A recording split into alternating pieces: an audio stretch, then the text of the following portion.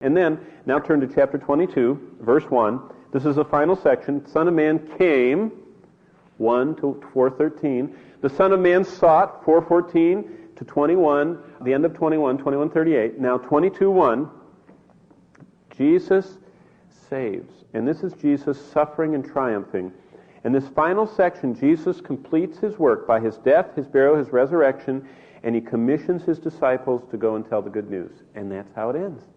And 22, 23, and 24 cover that. Now, if we were to summarize this book, we'd say this. In a gospel for the Greeks, we discover the perfect man, the only one that ever lived, who comes to earth.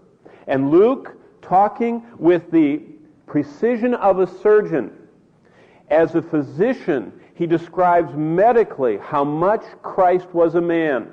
Luke emphasizes Jesus was tired. Jesus was touched with the feelings of those around him.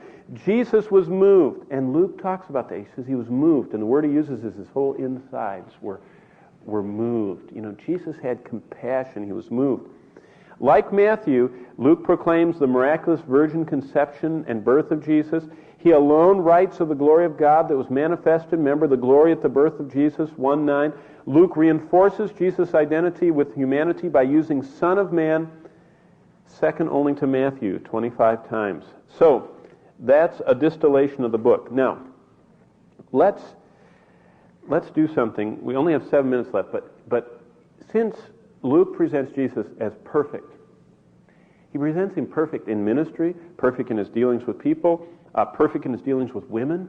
This book emphasizes women more than all the other Gospels put together. I mean, Jesus is ministered to by women. They follow him. They support him. He talks to them. He honors them. I mean, it's the book about women. But the one thing Luke talks about more than anything else, which we can relate to, is this. Jesus was the perfect man. He perfectly communicates. He perfectly ministers. But this book talks about the perfections of Jesus in his prayer life.